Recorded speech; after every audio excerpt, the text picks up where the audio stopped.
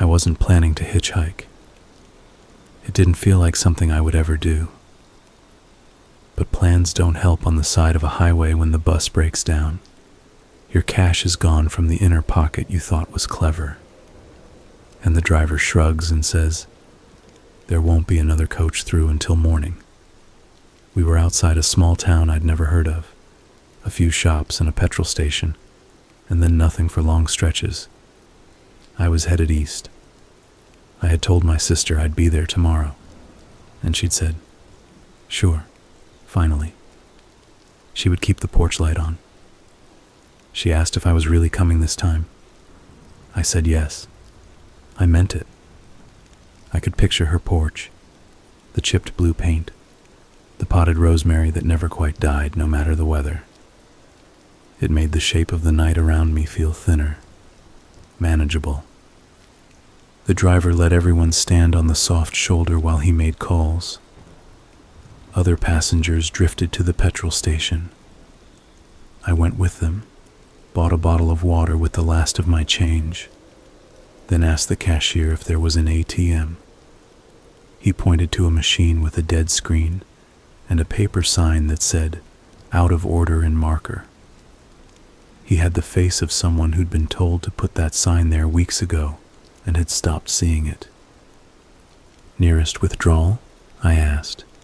"Town," he said, and pointed with his chin west, the way we'd come. "How far?" "On foot?"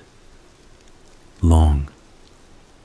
Behind him, a TV hung from the ceiling and played a news segment with the sound off. A woman at a desk moved her mouth, and words scrolled, and I watched without reading any of it.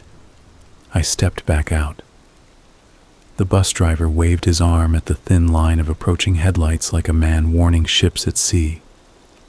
When I looked again, he was talking to a tall man in a high-vis jacket, who seemed to be saying there wasn't much to do, but wait and see if the replacement could come tonight.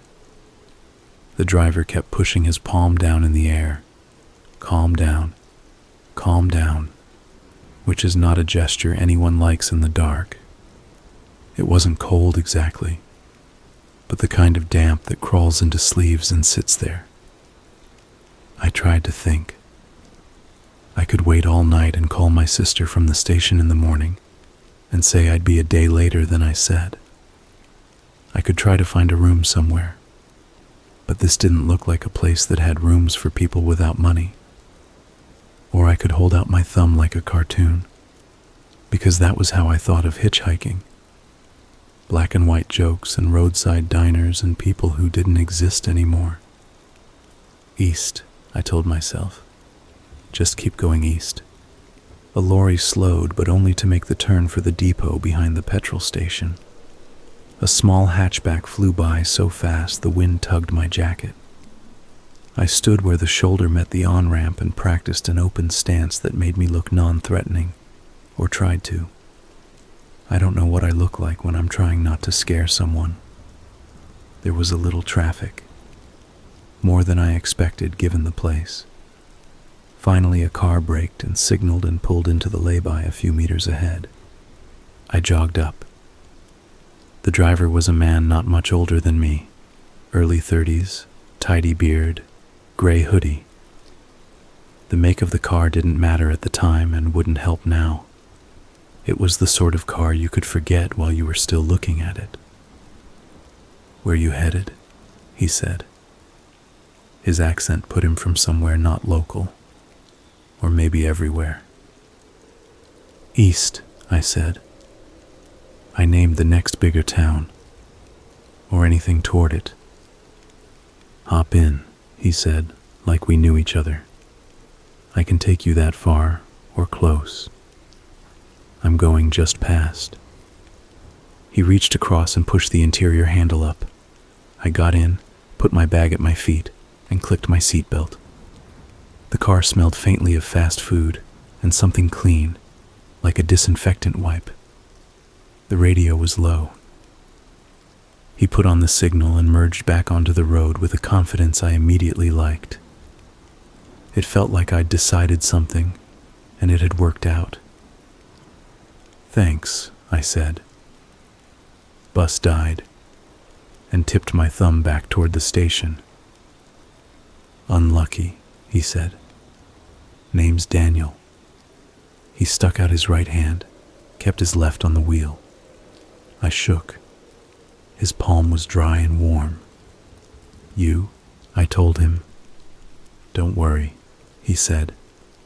We'll get you there. We drove.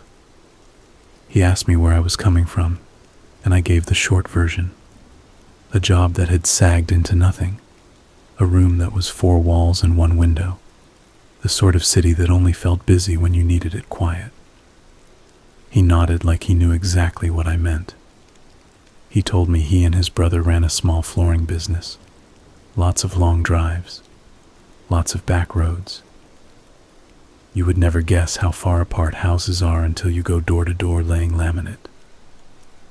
I pictured him carrying boxes of planks into rooms with the furniture pushed to the walls, people apologizing for their dust, dogs sniffing his ankles. It was easy to see him in those rooms. He had a face that would blend with kitchen tiles or the top of a staircase. He drove smoothly, not too fast. He used his signal every time, even when we were the only car I could see.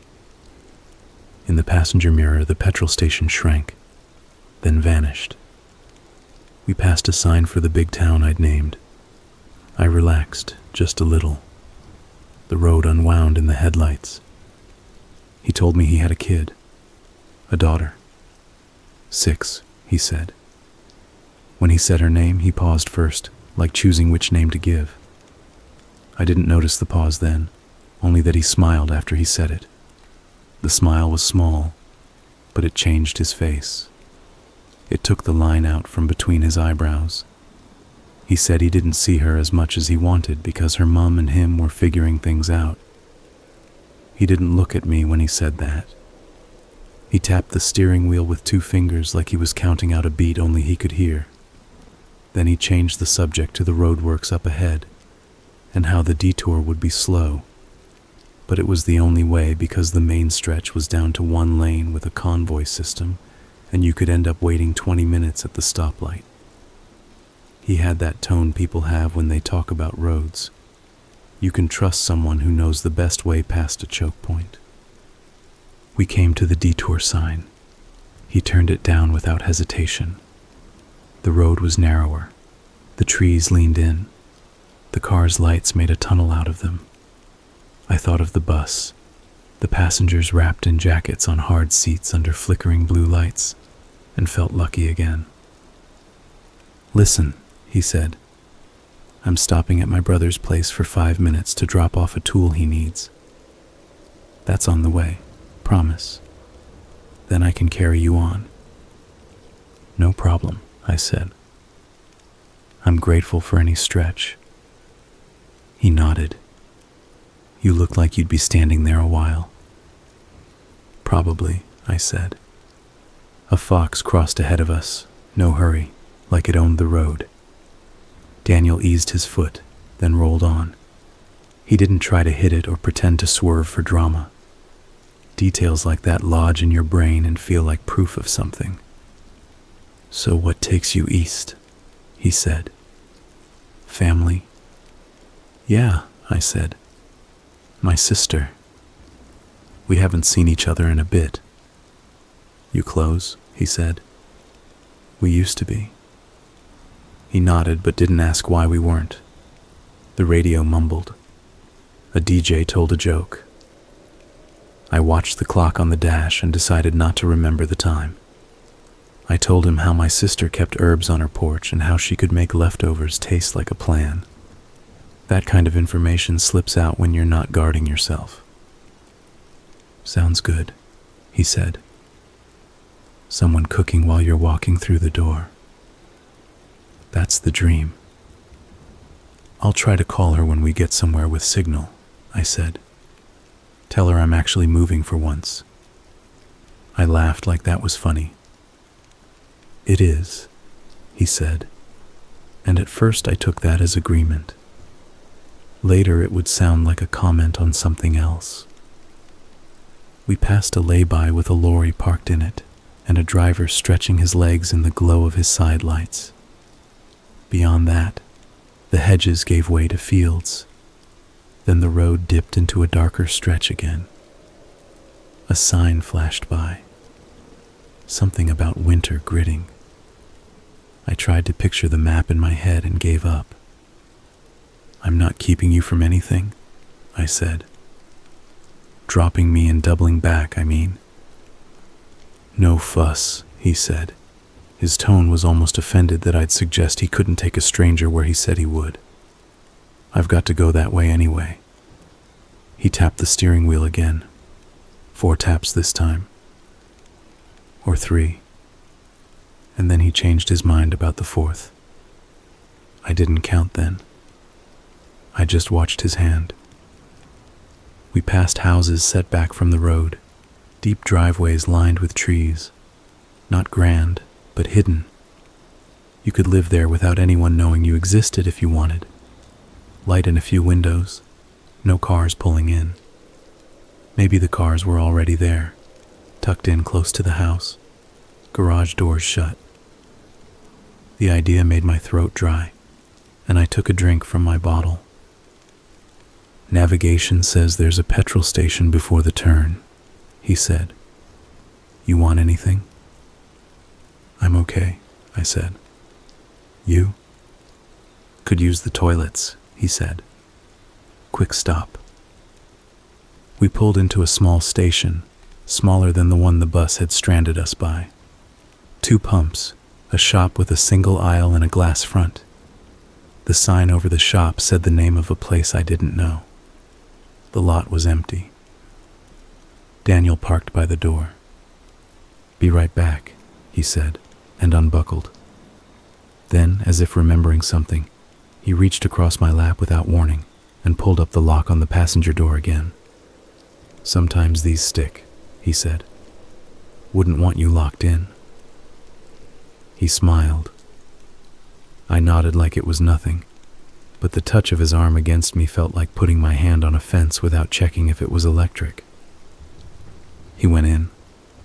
I looked down at the floor. The mats were new, or very clean. The kind with a raised lip all around like a tray. People who work on houses have muddy boots, I told myself. Or kids spill juice boxes. I checked my phone. 1 bar, then none. In the shop, a dull chime sounded as the door opened or closed. I saw Daniel pass along the aisle toward the back. I thought of getting out to stretch my legs, but I didn't. I waited. The radio played an ad for something I didn't catch. He came back with a bottle of soda and a pack of mints, and handed me one of the mints without asking. "For the road," he said. I put it between my teeth and let the sharpness burn my tongue. "Brother's place is the next right after the roundabout," he said. "Then it's straightforward." "Okay." He put the car in gear and rolled back onto the road. The roundabout appeared quick, the kind of rural circle that seems too large for the number of roads feeding it. He took the second exit. The houses vanished. The trees leaned in again. There was a ditch, and beyond it a fence, and beyond that fields that must have been there, but looked like they were made of the dark. "Up here," he said. "You'll see it. It's set back. It's not much." I saw it when he said I should. The drive cut away from the road at a shallow angle. There was a gate, open. The gravel was new, pale and sharp in the headlights. The house beyond it wasn't small, not much from where I came from. 2 stories, a low, long roof, windows like blank eyes.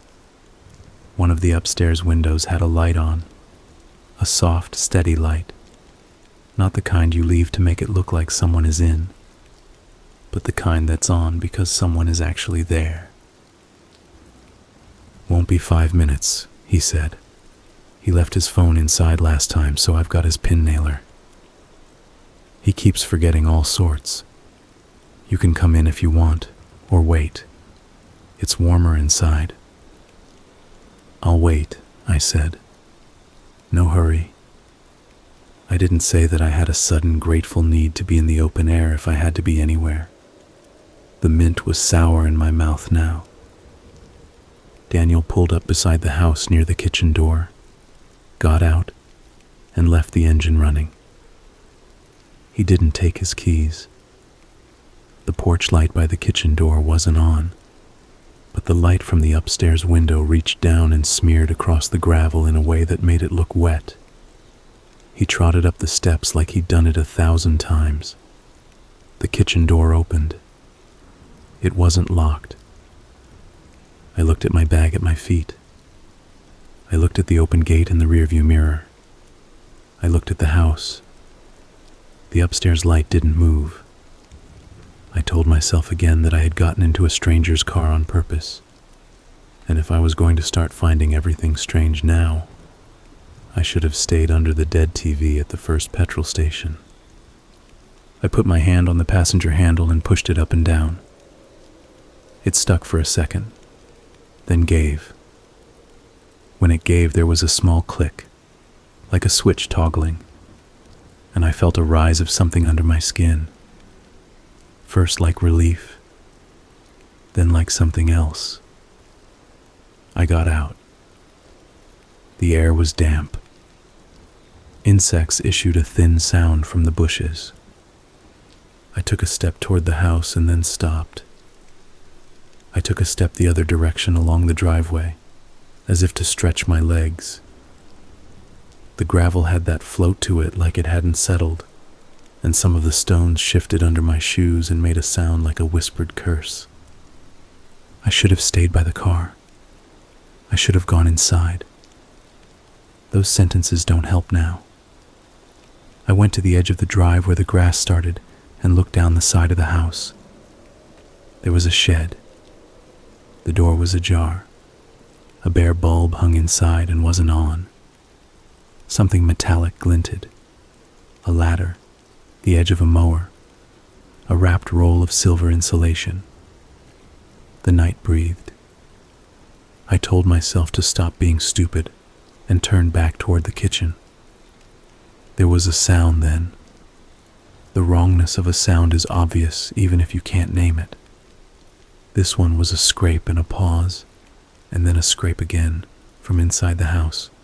Not loud, not performative, not a movie sound. Real, like a chair over tile. Then a voice, low, but not talking, counting, humming, the way someone talks to themselves but wants to be heard a little bit, like evidence later that you were there. The kitchen door opened wider. Daniel stepped out and held the door with one hand, like he was expecting me to be right there. "You okay?" he said, as if he'd caught me wandering. "Yeah," I said. "Stretching. Long day sitting. Come in if you want. It's warmer. I'm fine." I pointed at the car. "I'll wait." "Suit yourself," he said. He looked past me at the drive, down toward the road, and then back at me. His eyes did a quick calculation. "B5. I nodded. He went back in. The door closed. I looked at the kitchen window. It was dark on that side. Only the upstairs light softened the angles of the house. The thought that came next came with a flood of embarrassment. I thought, people live their lives in houses. That was all. The obviousness of it was the point. Inside there might be shoes by the door with bent backs, a row of mugs with cracks, a fridge with a child's drawing stuck to it with a magnet that said a joke that wasn't funny anymore. Whatever else you can say about a place, those things anchor it. If you find a house without any of those, even if it has furniture and light, you feel like you've seen someone who is trying to remember how to breathe. I went back to the car and got in. The engine ticked softly. I turned the radio down a notch. My reflection in the window looked like it was about to say something and couldn't find the word. I didn't mean to look in the glove box. I meant to rest my hands on my knees and be patient. The glove box is one of those places. If you open it, you find maps, old receipts, a flashlight without batteries. And if you don't find those things, you say, well, not everyone puts things where I think they should go. I pressed the catch. It didn't open. The lock was broken or on. I felt a brief ache of disappointment that was much larger than the situation called for. I looked more closely at the passenger door. There was a faint ring on the plastic panel where a sticker had been peeled off. The ring was not cleanly round, an oval. I pictured a decal of a sports team or a warning about airbags. I looked down at the floor. A small stone from the gravel had made it in and rested by my heel. I picked it up, rolled it between my fingers, and put it on the console. The car suddenly felt too small. I opened the door and put one foot out, and the dome light came on, and I decided I didn't want the dome light on. So I pulled my foot back and shut the door, and the light went out, and the night returned with that whoosh you only hear when it leaves. Another sound from the house. Not a scrape. A dull thud, like something set down harder than intended. Then the low voice again, and then a second voice, higher, or maybe the same voice talking to itself in a different register.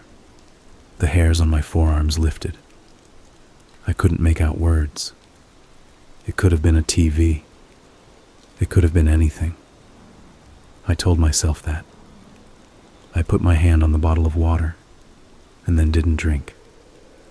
Time isn't a reliable witness. It would be easy to say it was only a minute, or it was half an hour. It was long enough that when the door opened again, the slam made me flinch. Daniel came out carrying a black case in one hand and swinging it a little like it wasn't as heavy as it looked. He saw me flinch and tilted his head, the way you tilt a head to show you didn't mean to startle someone. He opened the boot and set the case inside. He didn't close the boot. He walked back to the kitchen door, leaned in, and said something to someone I couldn't see. Then he came back to the car, got in, and we were moving before I had resettled my bag by my feet. "All good," he said. "Told you. 5. I nodded. "Thanks." He looked at me for a second longer than felt like he needed to, then turned his eyes to the road. He didn't turn the radio back up. The car hummed. We rolled through the open gate and onto the lane. I watched the house shrink in the side mirror and then vanish in the hedges. "You set with that water?" he said. "Yeah. There's more in the back somewhere if you need it." "I'm fine." "Right," he said, and drummed his fingers on the wheel. 1, 2. Pause. 1, 2, 3, 4. We came back to the roundabout and took the exit he said would bring us back to the main road. He drove a little faster now. The damp made the light from the headlights into a sheet. We passed a sign with the name of a village and a speed number on it, and he dropped his speed by reflex, and then picked it up again as soon as the number on the sign didn't apply. "Mind if I ask you a favor?" he said suddenly. His voice was casual, like you'd ask someone if they could hold a door. "What is it?" "Brother's place. The door's been sticking." I told him I'd bring my jack and fix the hinge next time I was there, but I've got the wrong head for the bolts. Do you mind if we swing back and then back out again? 10 minutes tops. It'll save me going back tomorrow. I looked at him. It felt like we were already away from that house. The thought of turning around and seeing it again made the middle of my back tighten. "I can wait in the car," I said. "Of course," he said quickly. "Of course. You don't need to move. I just need a hand carrying the jack. It's one of those cheap ones that sinks in the gravel." "Oh," I said, and heard the smallness in my voice. "Right." He tapped the wheel. "Or I can do it myself," he said.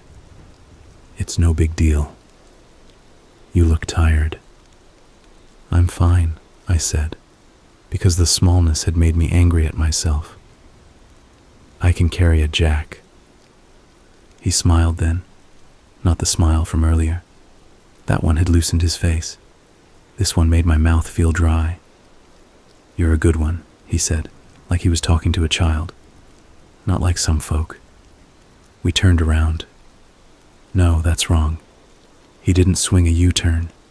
He took a side road, and then another, and then we came at the house from the other direction. But it was the same place. The open gate, the gravel, the upstairs light steady as if someone had put a bowl over the bulb, and the bowl was full of honey. He parked in the same spot. He didn't kill the engine. He looked at me. "Won't be a minute," he said. "You can grab the head of the jack. It's that case in the boot. Not the black one. The blue. Ta." I nodded. I opened the door and heard the soft sound of the switch again, and told myself to stop noticing everything. I went to the back. He had left the boot up. Inside were 2 cases. The black one was what he had carried out earlier. The blue case looked lighter. I picked it up. Underneath it was a folded tarp, the kind that's silver on one side and blue on the other. There were bungee cords, a roll of plastic sheeting in a tear-off box like kitchen wrap but larger, a little shovel with a short handle. People who work with floors and cars and houses have these things. That's what I thought, and then asked myself why I was thinking that as a defense. "Bring it," his voice called from the kitchen door. "Cheers." The kitchen smelled like bleach. Not strong, but present. It didn't smell like cooking. The counters were bare. I looked for shoes by the door. There was a mat, dark from use in the center. The rest of the room was clean in the way a hotel room is clean when you first walk in. He pointed to the far door. "Back door," he said. "The hinge is that side. I'll lift it. You put the jack under the frame. Easy." His voice said it like a test you couldn't fail. We went down a short corridor. On the left, a door was ajar, and I saw stairs rising, and a hallway beyond, and a line of frames with nothing in them. The upstairs light came from that direction. The thud I'd heard earlier could have been anything. My brain supplied a washing machine missing a leg, a bookshelf being moved, a suitcase brought down and then decided against. At the end of the hall, the back door was propped open with a can of paint. Daniel crouched, put his shoulder under the bottom edge of the door, and lifted a little, showing the sag. "See?" he said, grim with proof. "It catches." He grunted, and his bicep tightened under his sleeve. I knelt where he pointed and slid the jack under the frame. "Here?" I said. "Little more right," he said. "There." I turned the handle. It took longer than it should for the jack to rise. The handle slotted into a ratchet that clicked quietly with each motion. Up it went, the steel bar, raising the back corner of the door. Daniel swore very softly under his breath. Not anger, effort. Above us, the light in the hall stayed steady. I looked at the stairs again. A shadow moved on the landing. That was my brain again. It will do that for the rest of your life. and you will never be sure how often it's wrong. Good, he said. Hold. I held the jack with both hands like it could decide to slip. My knees started to ache. He leaned over me, close enough that I could smell the mint on his breath, and under it something more metallic. The way blood has a smell, even if you never thought of what blood smells like until you do. There, he said, and his hands moved fast, a screwdriver in one, something else in the other, and the hinge was suddenly off and in his palm like a tooth. Nearly, he said. You're doing fine. I nodded. I didn't want him to talk to me. He fixed the new head.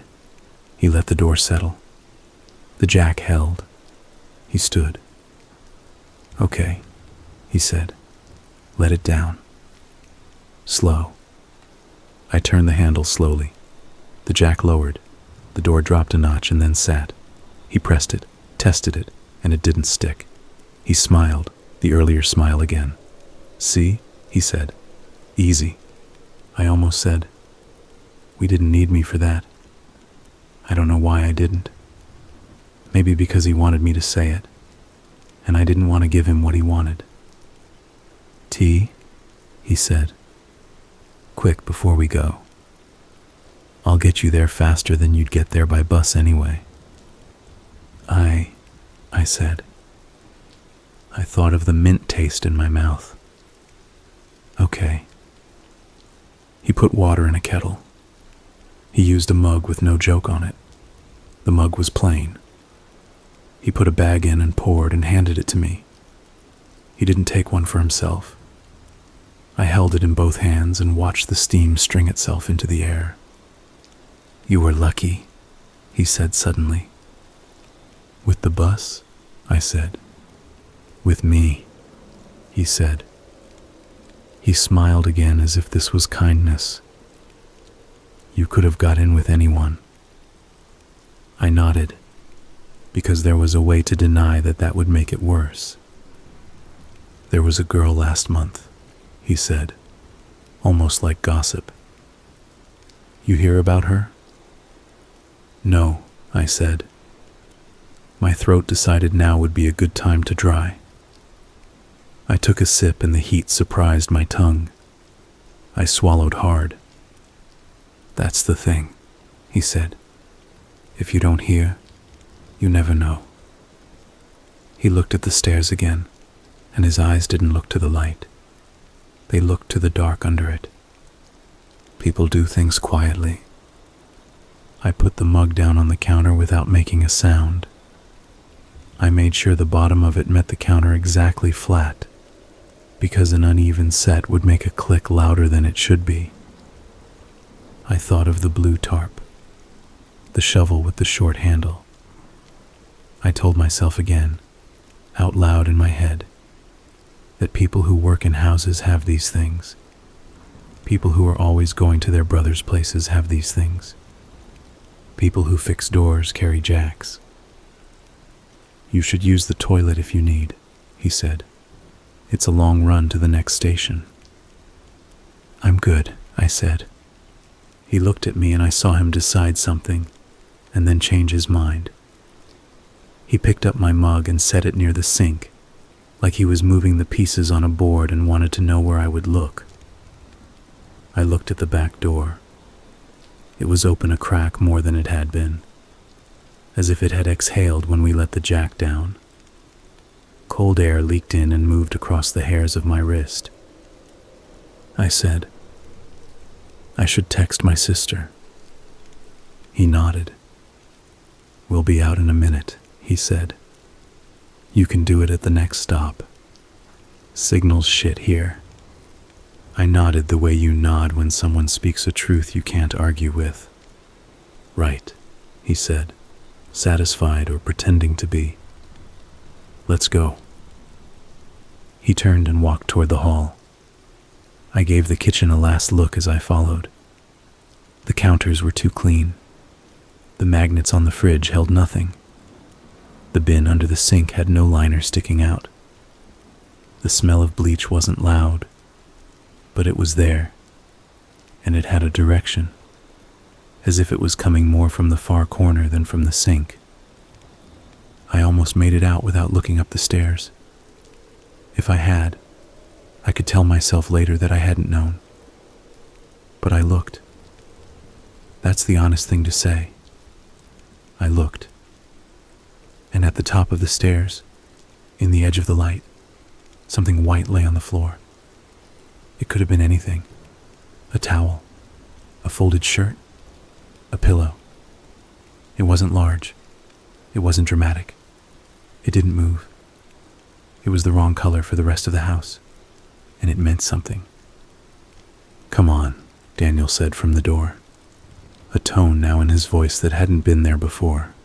Not anger, not impatience, but a small electrical warning, like the feeling you get from a doorknob in winter. I went. We stepped outside. The gravel underfoot was louder now. The upstairs lights still burned. The car idled, a small, friendly sound. The night pressed against my ears. He walked around to the driver's side. I walked around to the passenger. My hand found the handle. The handle gave after that small click. A bird called once from the hedge and then thought better of it. "After you?" he said, and his smile didn't show any teeth. I got in. The seat remembered my shape. He got in. He put it in gear. He pulled forward a meter, then another. "Boot," he said, like he had just remembered. He put the car in park and reached down. He didn't open the door. Something clicked. The boot lid closed on its own weight with a heavier sound than I expected, like there was more in there now than there had been before. He put it in gear again. We rolled out through the gate and back onto the lane and onto the roundabout, and off it, and onto the road that would feed to the bigger road and the bigger road after that. He drove at the same speed as earlier. He used his signal. He kept both hands on the wheel. He was singing under his breath now, very quietly, just enough to put sound into the air inside the car. It wasn't a song I knew. Maybe it wasn't a song. Maybe he was moving his lips to keep himself aware of where they were. "Right," he said into the empty road. "We'll have you there in no time." "Thanks," I said. He glanced at me. "Text your sister at the next stop," he said. "Tell her it's later than you thought." We drove.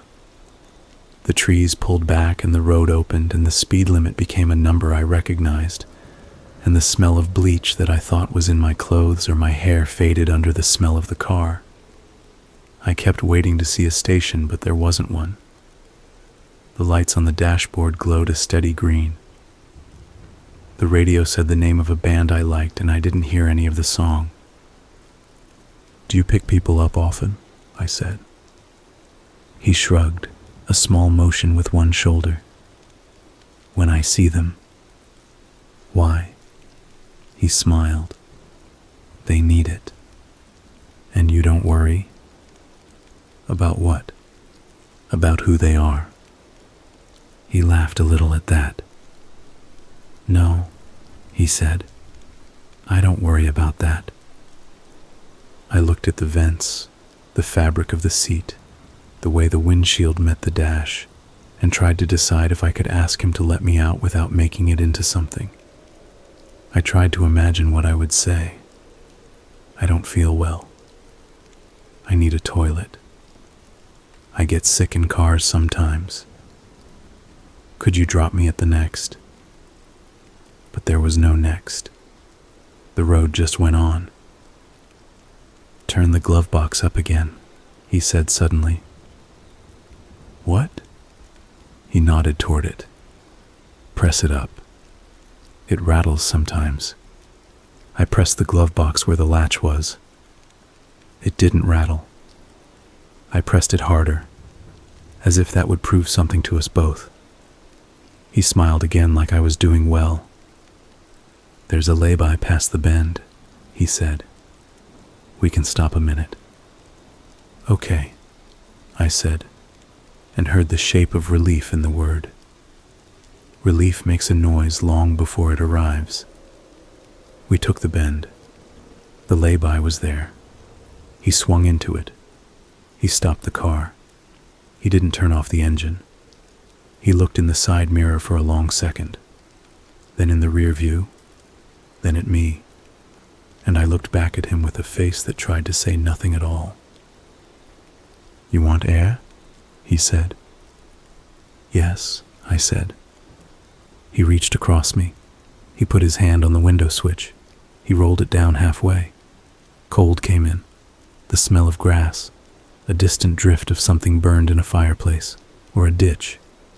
"Get out if you want," he said. "Stretch." I looked at the door lock. It was up. My hand sat near the handle and didn't move, and then did. I stepped out. The night said the same thing it had been saying the whole time. The car's dome light came on. I heard him get out too. He came around the back and leaned on the boot. He looked like a man pausing on a long drive to smoke. He didn't smoke. He looked at the hedge as if checking for something he'd left there last week. I stretched my back. I walked a few steps away from the car, toward the beginning of the lay-by, as if to see how far it went. My hands were shaking. I realized that and made them stop. I put them in my pockets. The bottle cap in my right pocket dug into my palm. I had put it there earlier when I finished the water. Holding it felt like a task I could do. "Okay," he said behind me. "Yeah," I said. "Just stiff." He nodded. He was closer when I turned back than he had been. Not close enough to be wrong. Close enough that I could see the pores in his skin. "You know what the trick is?" he said lightly. "With this kind of thing?" "What kind of thing?" "Helping people," he said. "You've got to make them feel like they're helping you." I gripped the bottle cap in my pocket and felt its ridges press little half-moons into my skin. "You did," I said. "With the door." He smiled like I had pleased him. He stepped back and put his hands up in surrender. "And you passed," he said. "You did very well." He walked around the car and got in. He reached across and popped the passenger door twice, a small, friendly sound, like he was telling a dog to hop in. I stood there a second longer and then got back in. I buckled my seatbelt. He checked the mirrors again as if he expected someone to materialize and tell him he couldn't go where he meant to go. "Right," he said. "Here we are." He pulled out of the lay-by and back onto the road. A car went by in the other direction and lit our faces up for a second like a flash, and then we were ourselves again. I tried to form a plan. The plan had one step: get out of the car somewhere with people. Then I tried to make it 2 steps. Say something that makes him stop in a place with people. I thought of my sister's porch. I pictured the rosemary. I pictured what I would say if I called her and told her I had almost not arrived. "Next station," I said. "Can we stop? I really do need the toilet." "Sure," he said easily. "I told you we would." He didn't say when the next station would be. He didn't need to. He drove. We passed a sign that promised 1 in 10 miles. I held on to that number like it was a rope across a river. "Do you like work?" I said, because silence had become dangerous. "Laying floors?" "It's work," he said. "You'd be surprised what you learn about people." "Like what?" They pretend they don't care what's under things, he said. But they do. He reached up and rubbed his chin, and then the back of his neck. He switched lanes around a slower car, and then switched back. He turned the radio up one notch, and then down again. He was a man who returned things to a setting after testing that he could move them. The station arrived, a low rectangle of light in the distance, a canopy, a shop front with posters no one read. He took the exit. He parked near the door. He looked at me. He didn't reach across this time. He didn't need to. The lock on my door had started behaving. "Go on," he said. "I'll be here." I held his eyes for that extra beat people hold them when they want another person to promise something and know they won't. Then I opened the door and got out. The air smelled of rubber and old spills. I walked toward the shop. A man in a reflective vest leaned on a mop by the door and watched me go by. I went in. The light inside was too bright. It made a hum. The aisle was short. The back wall had a door marked "Staff." In the corner, past the drinks cooler, a sign with a stick figure pointed left to toilets. I went that way, and then stopped because I didn't want to go where there was only one way back. I turned instead toward the counter. The woman behind it looked up from a phone. She had a stubby pencil stuck behind her ear. "You all right?" she said. "There are sentences you have to plan for and sentences you can only say once." I put my hands on the counter and leaned in. "I need to call the police," I said low. "But I need you not to announce that." "The man I'm with." She didn't blink. "Shop phone's there," she said, and pushed it across without looking down. "Dial 9 to get out." I picked it up. I dialed. I turned my back to the window. There's a way of talking into a phone that makes it sound like you're ordering pizza. I did that. I gave the details I could give. Road, station, car make and color. My name, his name. The operator asked me to stay on the line. I said I couldn't. The operator said, "Are you in immediate danger?" I said yes. The operator said, "Can you stay where you are?" I said, "No." The operator said, "Can you get to a place where people are around?" I said, "I am, but I have to go back out to the car." The operator said, "Is there a way to keep him there?" I looked at the woman behind the counter. Her face didn't change. She lifted the pencil from behind her ear and used it to draw a square on a scrap of receipt paper, and then put a dot in the square and pushed the scrap toward me. That was the whole plan she was willing to write down. Stay in the light. Be seen. "I'll try," I said, and put the phone down. "You want the toilet?" she said casually. "No," I said. She nodded like I had confirmed something. She picked up her own phone and tapped the screen twice and set it down again.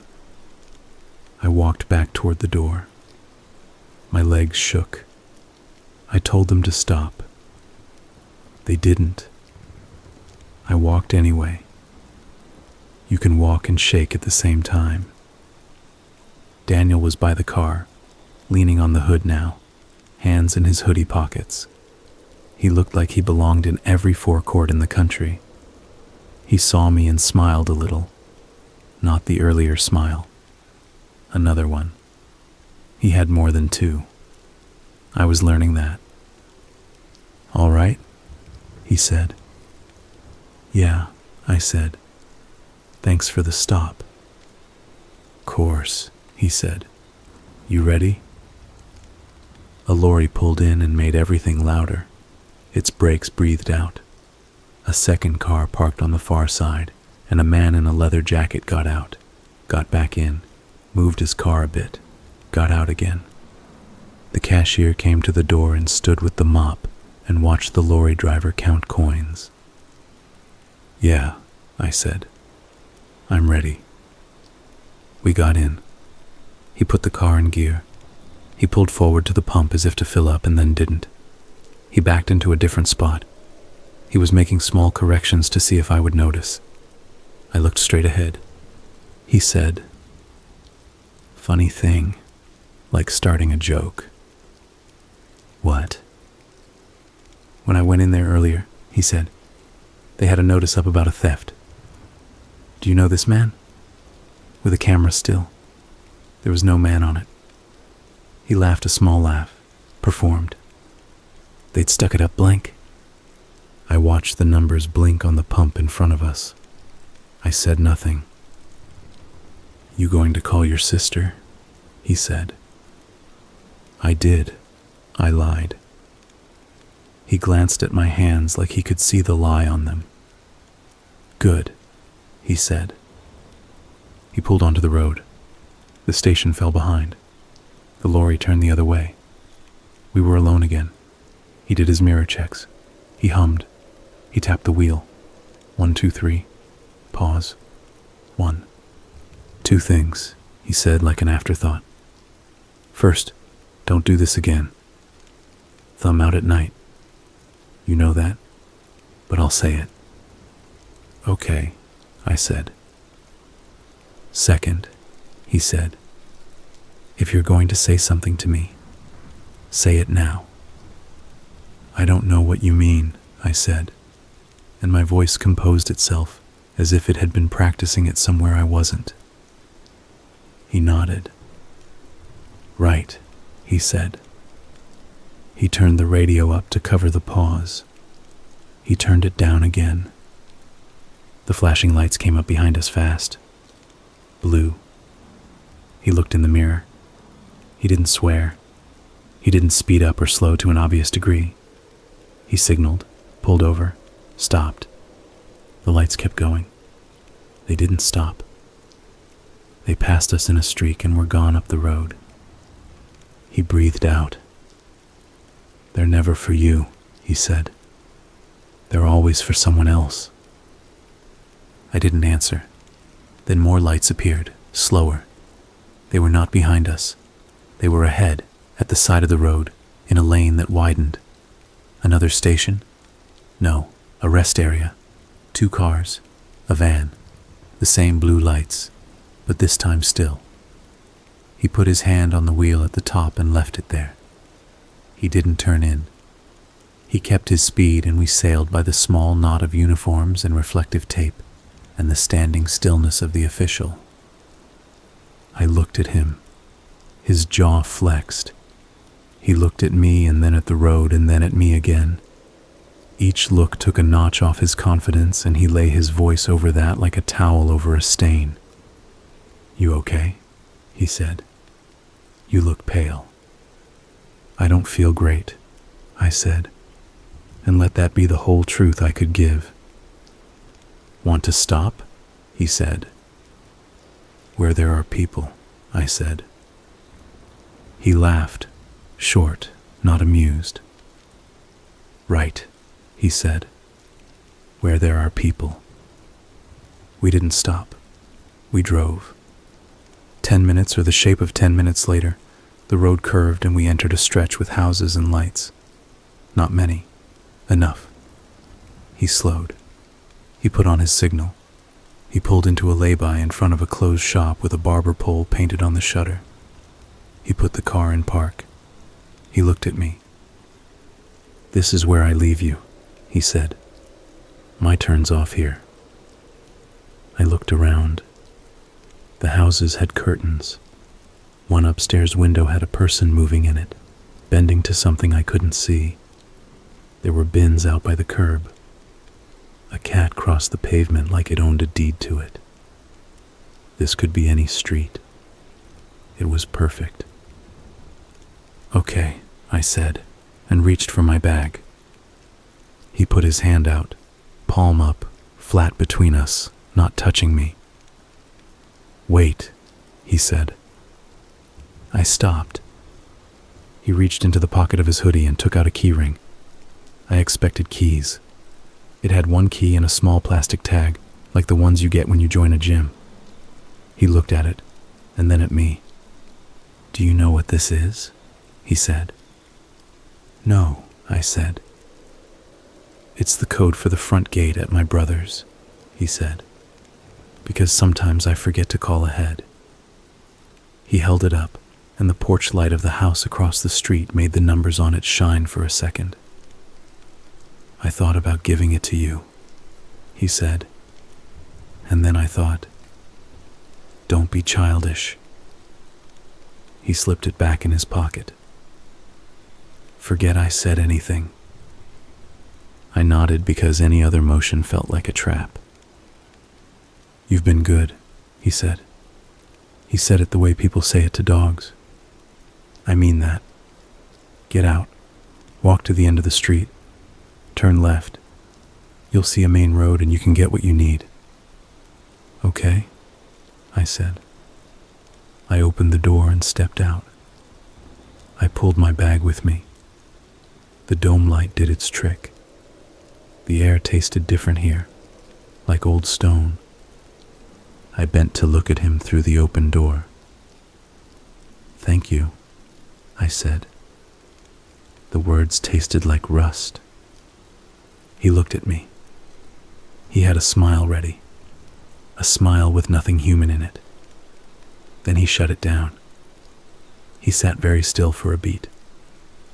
"Don't do it again," he said. "I won't," I said. "And if anyone ever offers to help you fix a door," he said, "say no." I nodded. I shut the door. The car stayed idling for a second, then pulled away slow, no drama, no sudden rev, no fishtail. The taillights went along the street and turned the corner and were gone. I stood there, bag on my shoulder, and waited for the feeling of relief to arrive. It didn't. Relief is a liar. It only arrives when someone else tells you that you should feel it now. I walked to the end of the street. I turned left. The main road was there. There was another station a little way down, and a taxi rank with 2 cars lit up. I could have waved. I didn't. I walked into the station instead and looked at the snack aisle like it was holy. I picked up a packet of peanuts and put it down again. I went to the counter. A different woman behind it than before. Different face, same pencil. I said, "Can I use your phone?" She looked at me, and then at the window, and then back at me, and pushed the phone over. I dialed my sister. It rang. It rang again. She answered. She said my name. And in her voice was a question, and a relief, and an annoyance, and something else. I listened to all of it. I said, "I'm on my way." I said, "I'll be there." "Okay," she said. She didn't ask about the bus. I didn't tell her about Daniel or the house or the upstairs light or the sound the boot made when it closed the second time. I told her how much I was looking forward to the food she would make. I told her about the rosemary. I listened to her talk about nothing for a minute as if it were something. I put the phone down. When I walked back outside, the air felt thinner, or my lungs felt bigger. A police car rolled by slow, and then another. I thought about walking up to them. If you've never done that, let me tell you, you don't. Not when your whole body wants to go the other way. I called a taxi. The driver asked where to. I told him the town near my sister. He said, "That's a haul." I said, "I'll manage." He opened the back door and looked at me in the mirror once, as if to take a measurement he wasn't qualified to take. We pulled away. We passed the road Daniel must have taken. We passed fields and hedges and a fox that waited politely while we rolled by. We passed a small sign for a village I didn't recognize, and another with a name I did. The sky got lighter at the horizon the way it does when the clouds decide to do you that small favor. The driver didn't talk. I didn't talk. The meter climbed. I watched the numbers rise like proof of my existence. By the time we turned onto my sister's street, the porch light was on. She kept her word.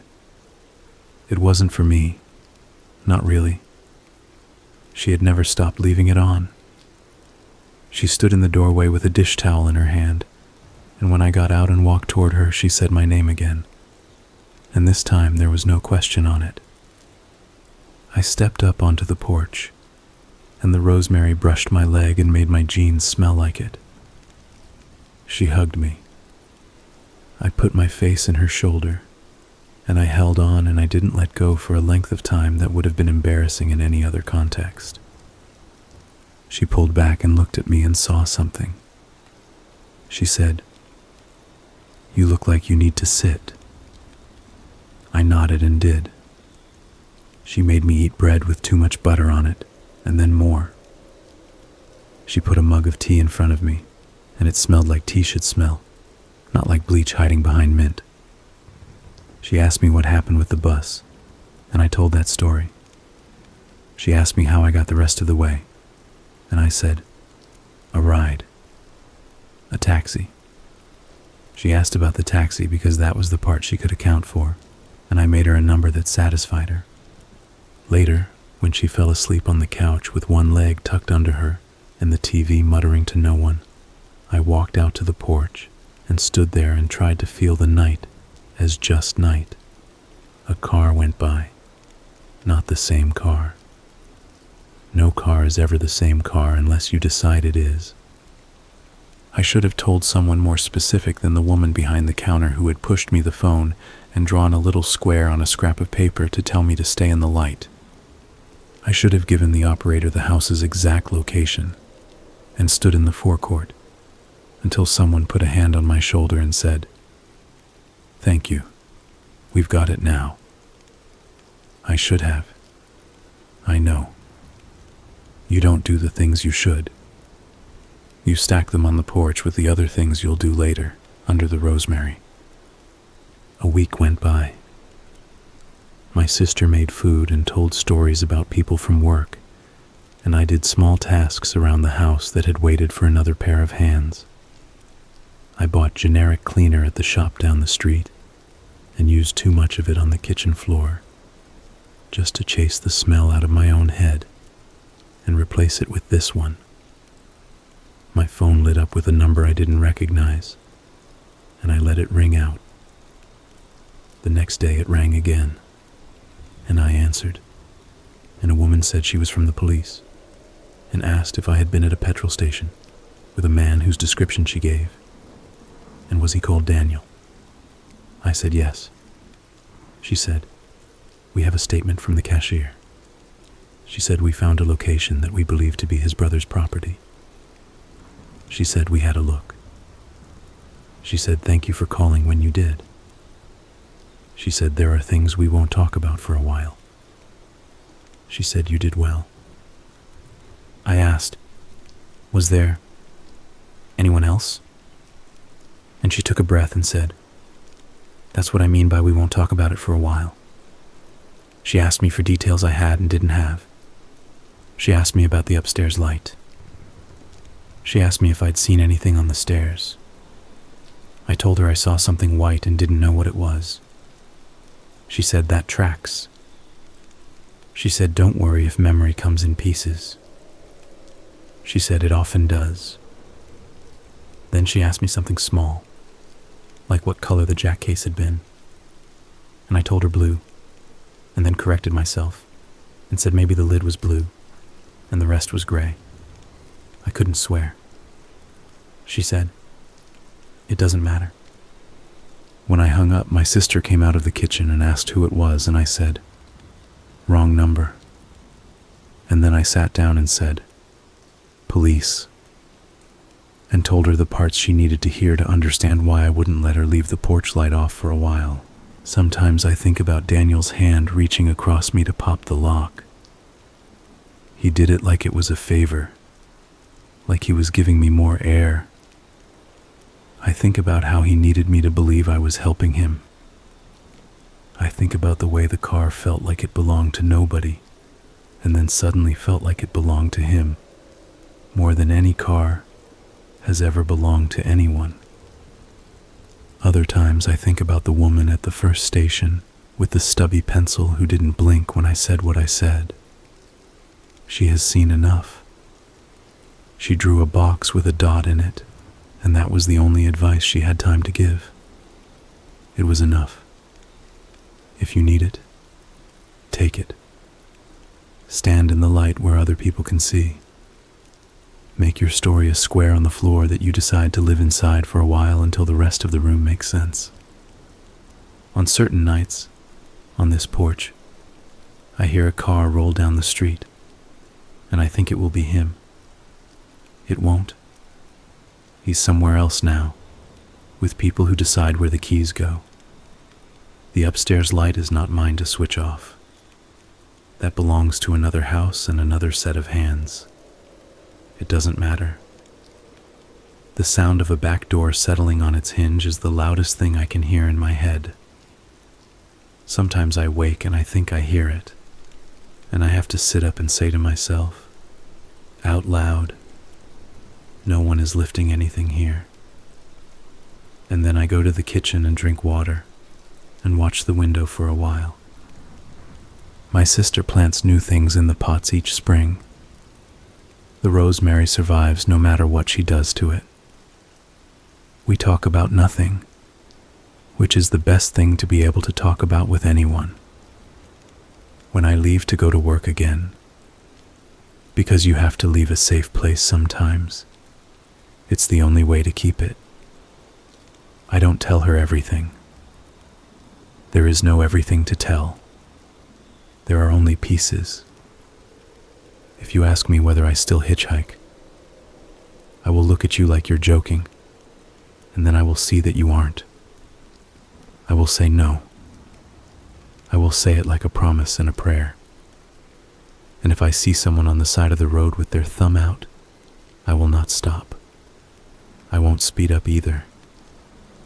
I'll keep my eyes on the road and the lines will pass under the car the way they always have, in steady little by little measures of distance that don't care what's in the boot or what's on the stairs, or whether the upstairs light is on because of someone or because of no one. I'll drive and the radio will be low, and I will not hum. This is not a warning. Warnings are useless without time and a place to point them. This is something else. A record. A way to write a door that opens and closes on paper and doesn't stick. If I hand it to you, and you decide to keep it under your seat with the receipts and the flashlight with the dead batteries, that's up to you. If you pull up to a lay-by and look at it and think the story is trying too hard to make a point, that's up to you too. The only point is this. You can be lucky many times in a row, and you can call that luck judgment if it helps you sleep. When I finally sleep, deep, and the dream comes where I am back in his car, and he's telling me the trick is to make people feel like they're helping you, I tell him I already knew that. In the dream I say it calmly, like we're in a queue at a shop. In the dream he nods and taps the steering wheel and hums, and the road keeps going, and we keep driving until the light in the distance is home or not, and I wake before we find out which. I get up, I go to the porch, I breathe in the rosemary, and I listen for the quiet sound houses make when they remember how to be houses.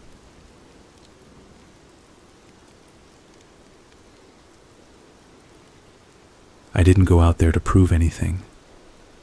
I went because I was tired and restless, and because the woods behind my cousin's place had always felt like the one place I could go without someone asking me how I was doing. I was staying with him for a while, helping him fix up the old farmhouse he bought at a tax sale. It sat back from the main road, with a long gravel driveway and a patch of field where someone once tried to keep goats. The woods started at the back fence. He told me the trails weren't marked, and the old hunting paths wound around in a lot of circles. But he also said you couldn't really get lost. If you kept walking long enough, you'd hit the creek. And if you followed the creek downstream, it would spit you out by the county road. That afternoon, I slipped off while he was patching drywall, and the radio in the kitchen was hissing. The sky looked like wet paper. It had rained the night before, just enough to make the ground hold a print when you stepped on it. I figured I'd go as far as the creek, sit on a rock, and come back before the light burned out. The fence was just 3 boards and wire. I put my foot on the lowest board and swung over. The smell of damp leaves felt familiar, like a jacket pulled out from the back of a closet, and it still fits. The trees there were a mix of young white pines and old maples that had learned to grow tall and quiet. Farther in, there were beeches with smooth gray trunks, and the initials of people long gone. I walked until the house was gone in my head, and all I had was the give of the trail under my boots and the steady drop of a woodpecker somewhere to my left. There were tracks in the mud, deer mostly, and a lot of raccoon. A few human prints too, the kind that seem older the more you look at them. Not boots, but bare feet. That should have made me stop and think, but I didn't. You tell yourself a lot of small lies in the woods. Kids run around without shoes. Someone cut across the property to the creek once, years ago. Things like that. I stepped around a large print with a clear heel and 5 toes and kept going. About 30 minutes in, I hit the bend where the uphill pony trail narrows and the ground gives under thick roots. I saw the creek then, down the slope, flashing dull through a fan of ferns. I was ready for the damp cold that sits at the bottom of those gullies, so I zipped my jacket and took my time picking the way down. At the water's edge, I crouched on a flat rock, elbows on my knees, and breathed. There was a thin mist lifting off the water. A kingfisher rattled and shot down the line of the creek, blue-gray and arrow straight. That sound always made me feel like everything was in good working order. I stayed until the backs of my legs went numb. When I stood up, my knees popped. I figured I'd head downstream and loop back to the property line. That's when I noticed the string. It's funny. The small things that prompt a decision you'll regret. The string was stretched between 2 saplings on the far side of the creek, like a low clothesline. Dark, wet, and sagging a little from the weight of the leaves stuck to it. I almost didn't see it because it matched the bark.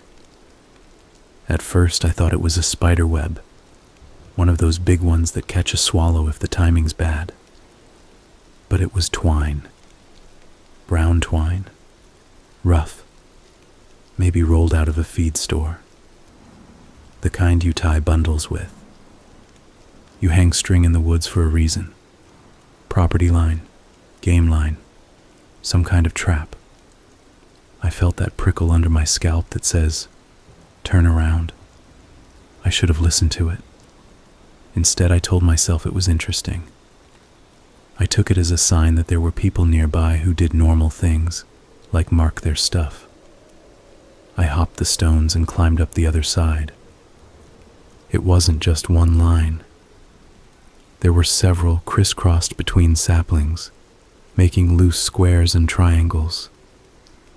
Some had little knots with scraps of cloth trapped in them, like the string had rubbed through a shirt and took a bite. One line ran close to chest height, tight as a guitar string. I ducked under it and followed it with my eyes until it tied off around a beech and disappeared into a tangle of young pines. The ground up there looked different.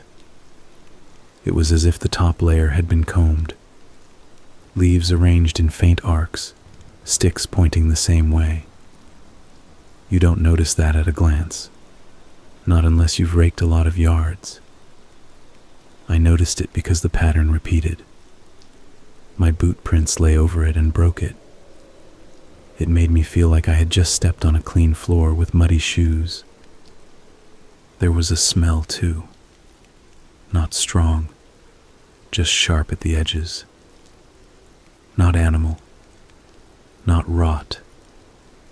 Something like the inside of a barn where the dust has a bite. I should have called it curiosity and walked back to the creek. I should have told myself that's enough of other people's business. But there was a part of me that wanted to be swallowed by something new, even if it was a bad idea. I followed the string line to where it met another, and then another, until I reached a place where the trees opened into a flat with little stones pushed into the dirt to make a wide ring. In the center of the ring, a sapling had been split and bent and tied, not cut, bent down until the top met the dirt and lashed in place with more twine.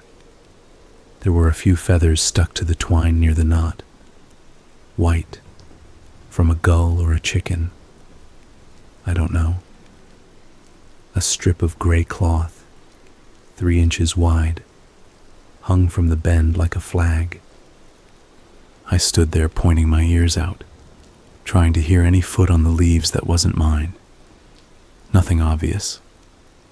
A faint hush from the creek, the whistle of a far highway if I tilted my head. That was it.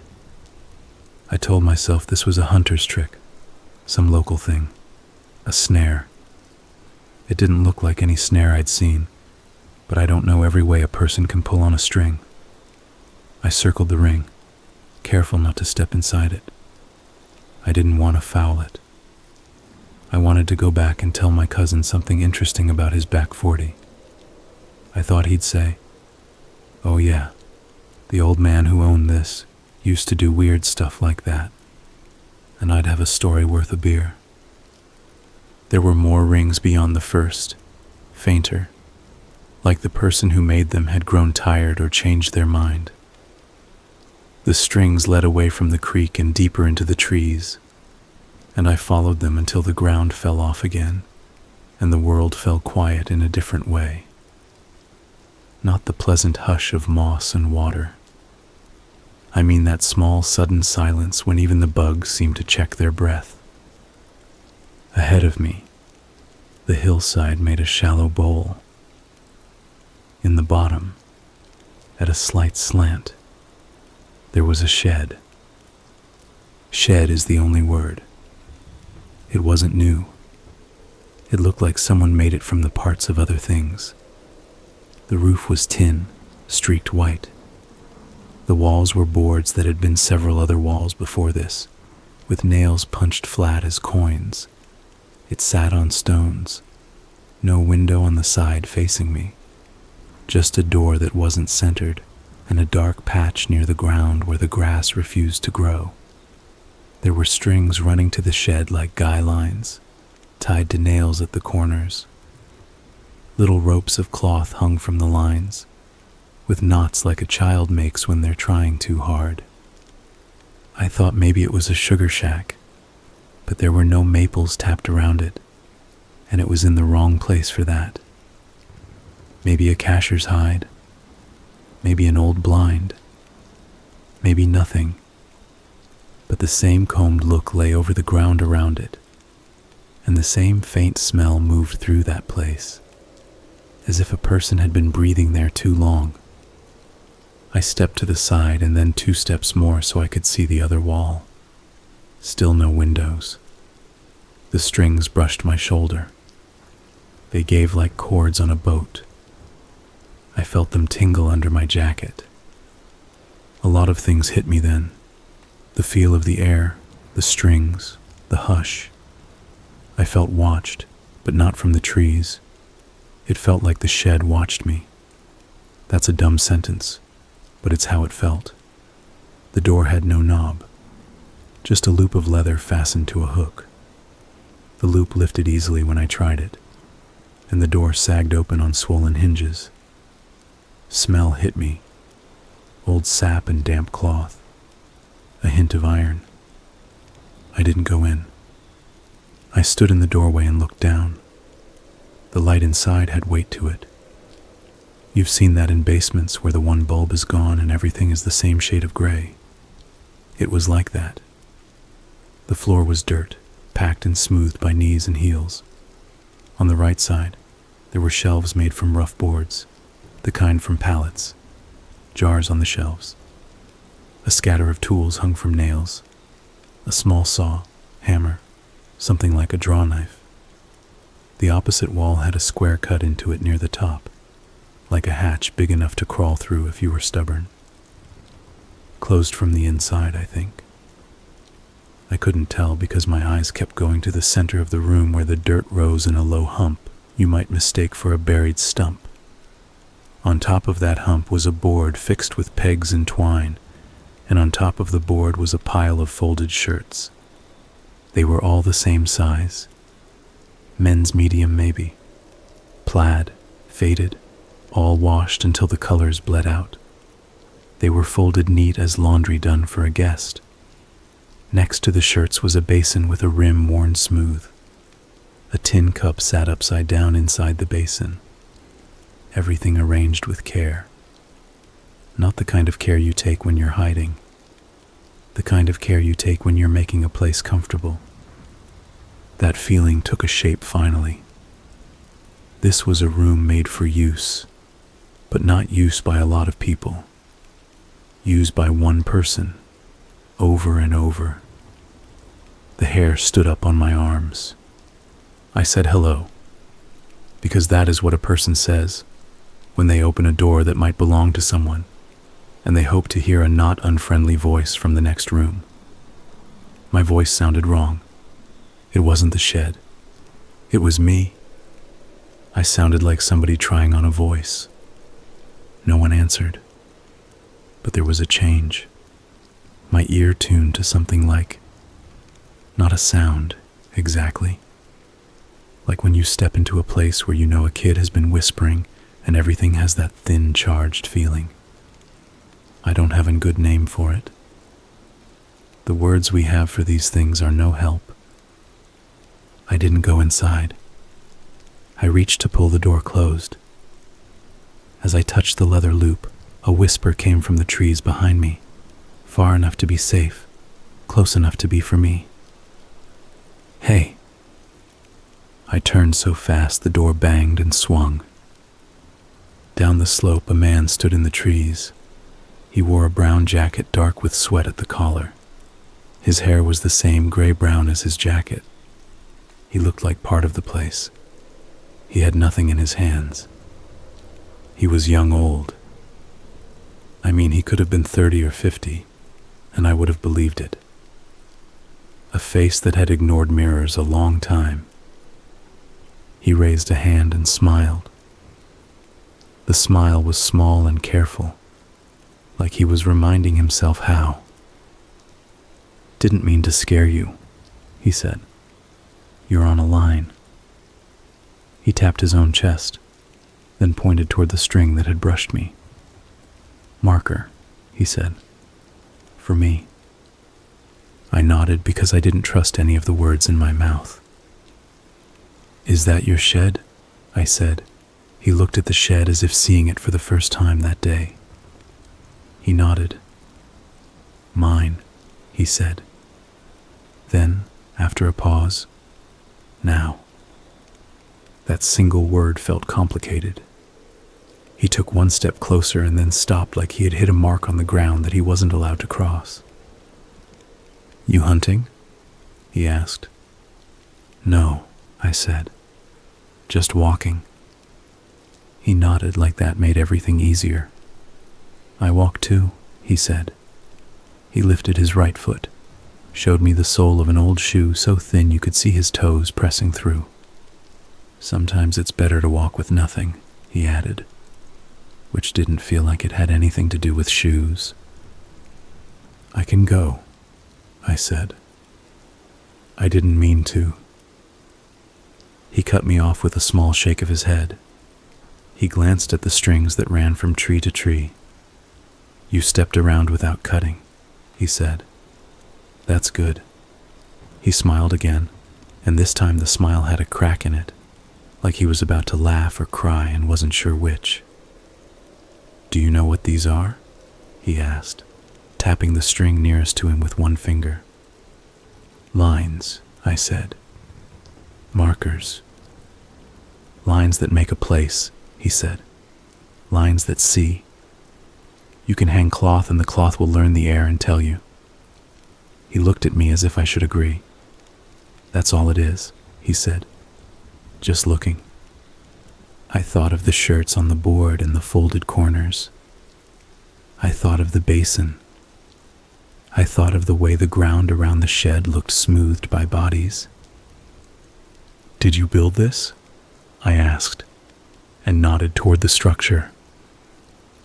Not at first, he said. At first I had a stump and a hole, then boards, then I found the tin. He looked pleased with the tin. You're the first to lift the strap proper, he said and pointed at the door. Every other one pulled wrong. How many others? I asked, and the question came out before I could stop it. He raised his eyebrows like he was doing a quick count in his head. Don't know, he said. I don't keep that number. If you keep that number, you start to taste it in your mouth. He stuck his tongue out a little as if to wipe a flavor from it. The light shifted, and I realized the gray sky had gone a step dimmer. A breeze moved through the taut lines and made them hum under their breath. I'll go, I said again. I lifted my hands a little, empty. I didn't mean to mess with your place. You didn't, he said. You walked right. You lifted right. His eyes softened.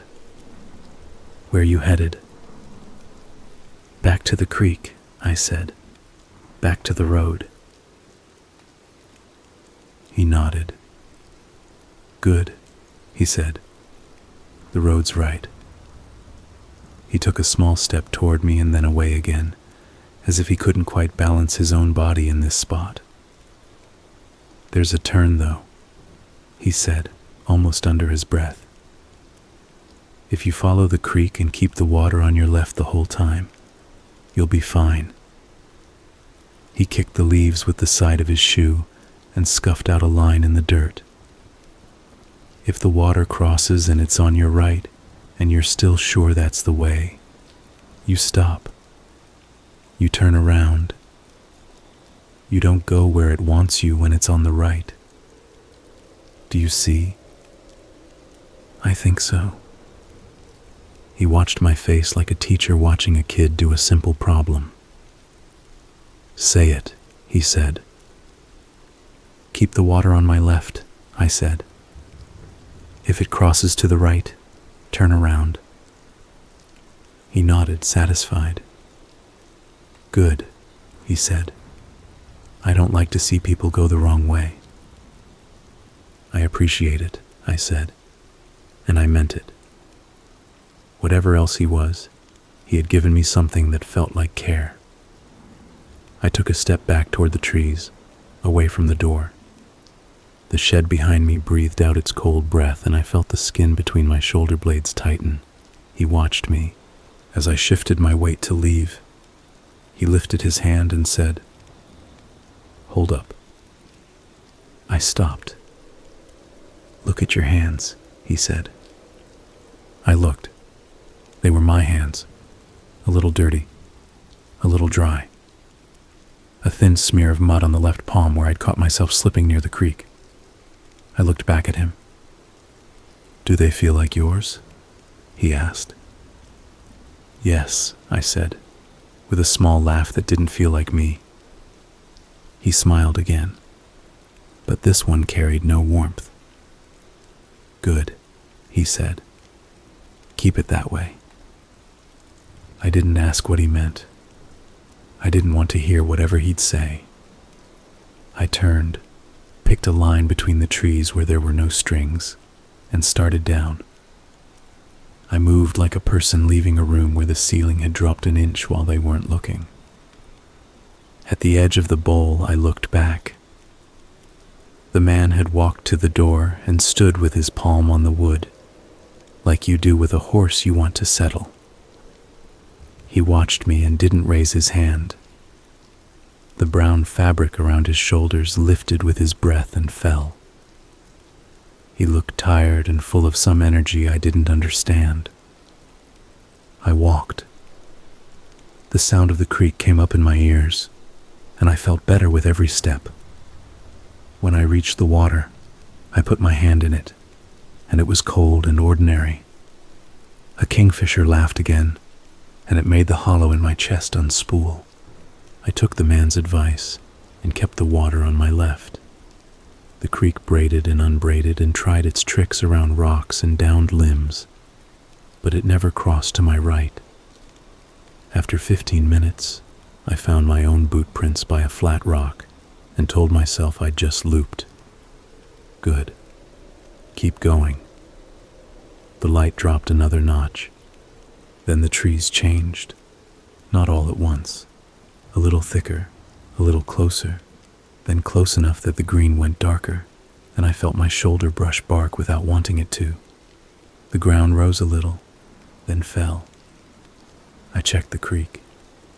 It lay where it should, chuckling, a thin brown ribbon with foam snagging on sticks. I kept walking. The quiet thickened.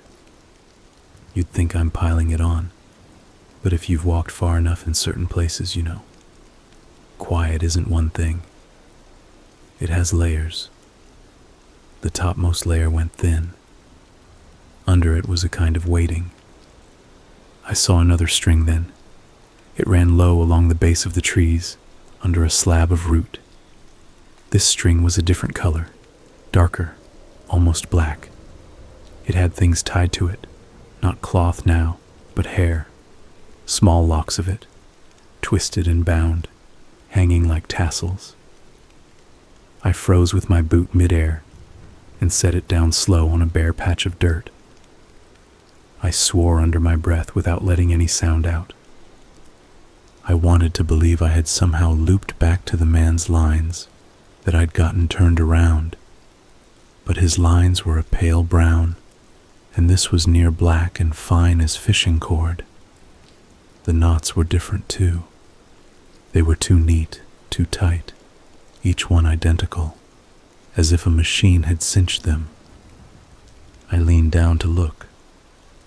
The locks of hair were short, clipped near the scalp, a mix of colors that looked all the same in that light. There were scraps of paper on some of the knots, folded and pierced. My eyes had to fight to focus. The writing on the paper was small and even and packed tight, row after row.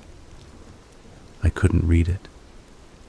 The letters were letters until I tried to make a word, and then they were marks that slid under my gaze like minnows. The ground near the cord was combed again, but the arcs were perfect here. Too perfect. Like someone used a tool to smooth the leaf litter into lines. I stood up. The creek laughed to my left, like it was making fun. I took a step to go around the cord and almost put my foot in a hole that hadn't been there a heartbeat before. I stopped and flinched back. The hole was round, the right size for a heel, dark inside, damp. The edge of it crumbled a little as I bent over it. I reached toward it with 2 fingers and didn't quite touch. Cold came up out of it. Not air cold. Cold with a mind. I rolled my shoulder and stepped back again. I turned my head to check the creek and found I couldn't see it through the trees. That was wrong. I hadn't left it. I took 2 quick steps, pushed through a screen of young pine, and there it was again, following me like a dog. On my left. The sight of it made me breathe again. I laughed out loud once and it sounded like a cough. "Keep your left," I said to myself. "Keep your left." Saying it helped. I didn't care if it made me sound like a fool. I pushed on, wading through ferns, stepping over roots and short logs that looked like sleeping bags. The cord with the hair paralleled me for a while. I could see it through the trees like a thin shadow. It ran close to the ground and then climbed a trunk and disappeared into the branches and came down again in the next stand of saplings. It wasn't marking a path, and that made my eyes pull to it time and again. It looped when I tried to make straight. It straightened when I looped. It seemed to move if I let my eyes slip, like it had the same trick a snake has when it doesn't want to be counted. After a time, I found myself stepping across a low place where the ground turned soft and the water widened. A trail of stones, not random, crossed the shallow. Someone had laid them there. They were set in a line a child would love, one to the next, a hop, a hop, a hop. I put my foot on the first and it rocked. The second held firm. I moved on to the third, testing with my toe before I trusted my weight. Midway across, my boots skated on algae, and I windmilled my arms and caught my balance with a grunt. My pack pulled at my shoulder and I cursed it, and I was grateful for it at the same time, because it kept me honest about the tilt of my body. I stepped to the last stone and planted my foot on the far bank and stood. For a moment I felt a quiet satisfaction. Then I realized what I had done. The creek was on my right. I tested the feel of that in my stomach. Maybe the creek had bent and I hadn't noticed. Maybe it always turned here and wound back and now it would swing left again. And if I just kept going, I'd be fine. That's what I wanted to believe. But the man's voice came to me, a memory I didn't want. If the water crosses and it's on your right and you're still sure that's the way, you stop. I stood there a long time, feeling stupid. Then I stepped back onto the stones. Midway, I paused to look upstream. The water came down from under a tangle of roots where the bank had washed out, and I could see down into a dark hollow. The dark felt thick. I shook myself like a wet dog and took the second to last stone, and then the first, and back to the bank where I had started. The creek lay on my left again. "Good," I said out loud. "Good." The trees were closer now, the light thinner. I set a new line in my head, put the creek in my left ear, and turned to follow it. As I did, something cracked in the woods behind me. A dead branch, a clumsy foot. The kind of sound that makes the hairs on your arms stiffen without any help from your mind. I told myself it was a deer, or a big raccoon breaking a limb under its own weight. They do that. Things break. But the timing felt like a tension. I walked, not fast enough to fall, not slow enough to seem unsure. The path of least resistance put my boots along an old animal trail that hugged the creek. The trail got narrower. Ferns brushed my thighs, damp. The smell shifted again. There was iron in it now. Iron and something like wet leather. The hair cord wasn't in sight anymore. I let my shoulders drop a little. I tried to hum under my breath, to fill the thin air with something that belonged to me. I heard the second crack after 7 steps, then a third, closer. No rush of leaves like a deer, no breath, no clatter, just those neat little breaks. I didn't turn. I don't know why I didn't. Maybe I was afraid that if I set my eyes on it, I'd give it more shape than it had. I kept walking until the trail took me around a boulder thick with moss, and I stopped there on the far side and put my hand flat to the rock and pressed my cheek to it and just breathed. The cool of the moss felt good and wrong at the same time. When I moved again, I did it quick. I stepped away from the boulder and turned to look back the way I had come. The trail lay empty. The ferns looked like ferns. The moss looked like moss. The branches hung the way they hang when no one is using them to step over something. But there, across the trail, chest height, was a new string. Not the pale twine, not the dark hair cord. This one was red, a bright red that did not belong, looped from one sapling to a low branch and back again. It hadn't been there when I passed. I would have walked into it. I swallowed and said no. Just that. No. I shook my head like a person refusing a drink. I took a small step toward the string. It was the color of a new cut. I leaned close. It was made of several thin threads twisted together. They weren't red straight through. They were red in streaks, like something had been rubbed into them hard with a thumb. My stomach climbed. I don't know how else to say it. It climbed up, and I had to swallow it back down. I looked up and away, toward the creek and the way forward, and pretended I had never seen the red line. I went around the boulder the other way and let the moss brush both my shoulders like a blessing. Then I set my feet and walked and didn't look back. I don't think it followed me then, or if it did, it learned to walk with the plants. Hands where the leaves are hands, feet where the roots are feet. That's how it felt. The light took another step down toward evening. The bats would be out soon. I told myself that. I like bats.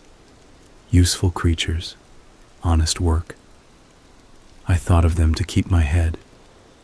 Every turn now looked like a turn I had already taken, and a turn I would take in an hour. The creek kept me honest. Left, left, left. I said it like a song. I started counting steps in groups of 10 just to pass the stretch between familiar rocks. At the count of 80, I heard a voice. Hey. It was the same word the man had used up by the shed. But this voice was wrong. It came from ahead of me on the other side of a bend, low in the ferns, like a kid crouched by the water whispering so his friends won't find him. The sound of it scraped. Not loud, just dry, like someone had practiced that one word too much. I stopped. I bent at the waist as if I had to retie my boot. I didn't retie anything. I let my breathing go slow. I waited. The voice didn't come again. The creek chuckled in its bed. I straightened and walked toward the bend. I kept my eyes on the water so I wouldn't miss if it decided to cross again. I kept a little smile on my mouth, like you do when you pass a neighbor you don't want to talk to, but you don't want to be rude. The ferns on the far side of the bend swayed, not in the wind, in a careful way, back and forth, like someone was moving through them on their knees, testing where to put their weight. I saw the top of a head, dark hair matted into flat planes. Then I saw the pale line of a part. Then the hair dipped out of view. The ferns went still. I walked. I did not stop. I did not call out.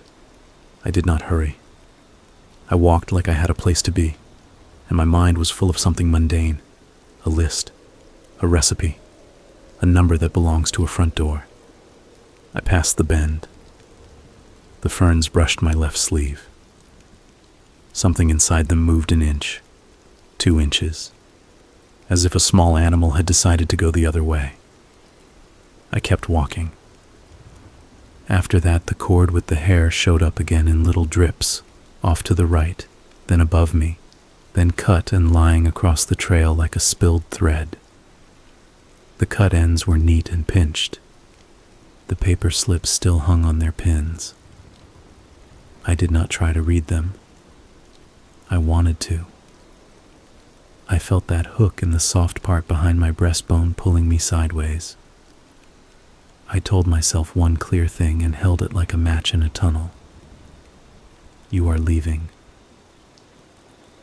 The light was almost gone when I saw the fence. It appeared through the trees with no buildup, like a face behind glass. 3 boards and wire. My breath went out like it had been holding itself without me knowing. I laughed once, that dry cough again. I put my hands on the rough top board and swung my leg over. The wood was warmer than I expected, as if someone had just leaned there before me. I dropped onto the mown field and turned to look back. The woods looked small from that side.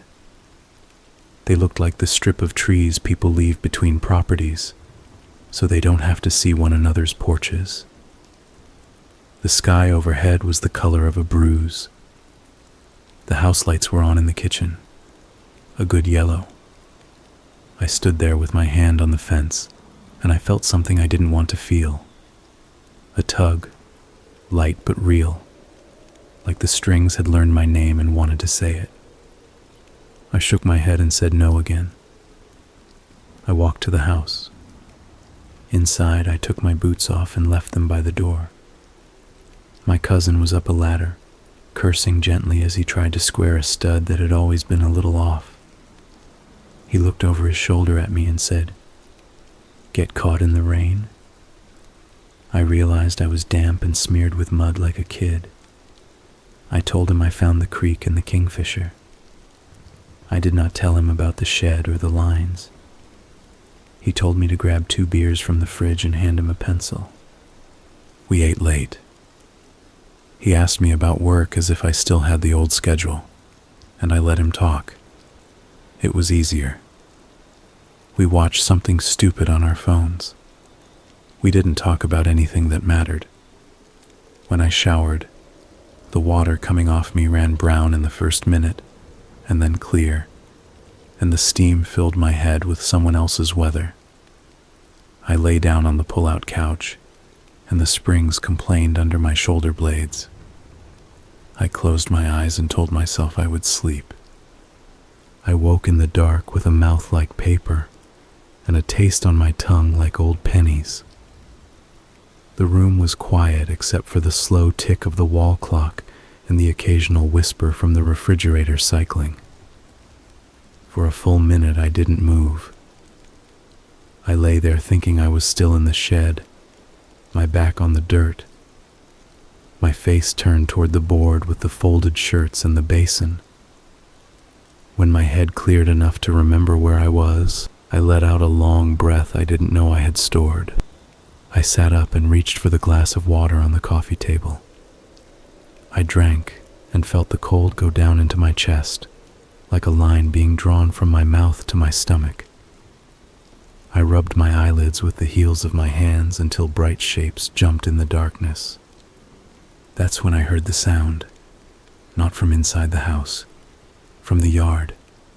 A faint pluck, like a finger on a tight cord. Then another. Then a long hush, as if the night itself waited to hear what came next. I stood, walked to the window, and drew back the curtain with 2 fingers. The field behind the house lay black and flattened. Beyond it, the woods stood like a wall without joints. I didn't see anyone. There was nothing to see. But the sound came again. A small twang pulled out of silence, and then swallowed. I knew that sound. I had put my shoulder against those cords and felt them hum. I stepped back from the window and let the curtain fall. I stood there a long time with my hand on the fabric. I told myself I had brought the sound with me in my head, and my head was letting it out now because heads do that. Then something bumped the fence. Not hard. A soft thud like a body leaning its weight in a friendly way. The boards creaked and settled. I wanted to wake my cousin. I wanted someone else to stand near me and say they heard it too, or to say they didn't and tell me to sit down and stop shivering. But I didn't move. I stood and listened while the night stretched its legs around my side of the wall. It went on this way for a while. A small pluck, a creak, then nothing, then a leaf sound where there was no wind. Eventually my body got tired of being afraid. I went back to the couch. I lay on my side and promised myself the morning would be a new day, and I would take a shovel out there and find the shed and smash it down and take the twine and bury it deep and let the rain have it. I promised myself a lot of things people promise in the dark. I must have slept. I know I slept because I dreamed of the shirts being unfolded and folded again by hands that were doing their best to be neat. I woke to daylight and coffee. My cousin was on the phone with someone about a delivery. He pointed at the counter where he'd left me a mug and a plate with a fried egg that had ruptured. I ate and felt my mouth form words that belonged to morning. Around 10, the man from the county came by to look at the septic. He parked his truck at an angle like people who drive county trucks do. He walked the line of the yard with my cousin and squinted and talked about slopes and tanks and the way the soil holds water. I hung back and tried to make myself a quiet shape. At one point, the county man said, "You got a nice strip of woods out back. Folks dump crap in there, you know." My cousin laughed and said he knew, and he'd fish it out when he saw it. "Kids go back there?" the county man asked. "Probably," my cousin said. "No one belongs to anything now. They go where they want." "Had a call last fall," the county man said. "Somebody found a camp in the pines off Field Road. Looked like a squat at first. Blankets, cups, that kind of thing. But the guy had built these, I don't know what you call them, little fences out of string. You're not supposed to just go on talking when you see something like that. You're supposed to back out and call it in." He looked at me like maybe I had an opinion worth hearing. I shrugged and sipped my coffee.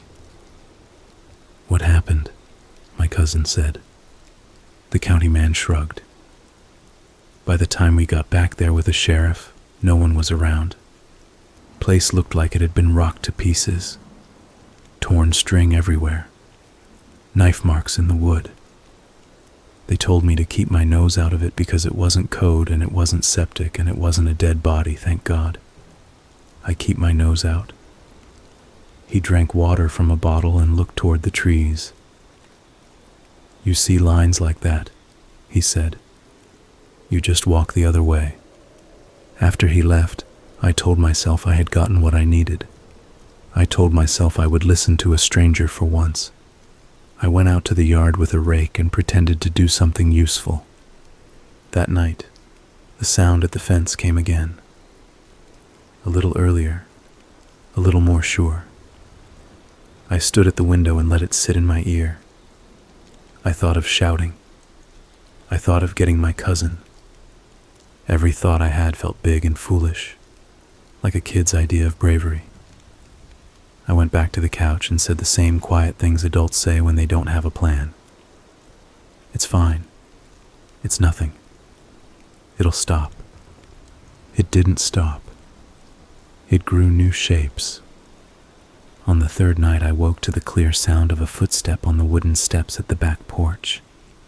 One step, then nothing, then another, like the person making the sound was learning how to weigh themselves in this new place.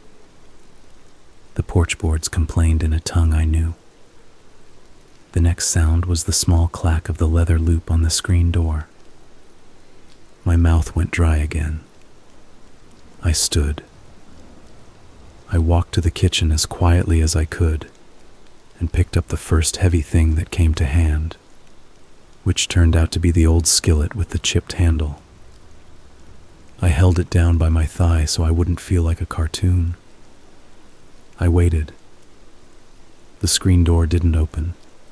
The handle rubbed against the wood as if a palm were testing it. Then a soft scratching at the jamb, up and down, like a patient animal. I set the pan down and put both my hands on the edge of the counter and held on. A voice came through the door then, clear as a person's voice with their mouth against the screen. It said my name. It said it the way people who knew me as a kid say it, with the little lift in the middle that means you're about to be handed a sandwich or a chore. I felt my knees start to go. I told myself that the voice had learned how to make sounds. That's all. That the strings and the paper and the knots were a way to catch syllables out of the air and hold them like burrs, and now they were letting them go one by one. That's all. That's nothing. But it said my name again, and I knew it knew me, not just the sound of me. It knew the shape of the part I keep tucked behind my ribs from my own days. I didn't answer. The voice didn't insist. It went quiet and stood there like a person who has said what they wanted to say, and will wait as long as it takes for you to put the words together.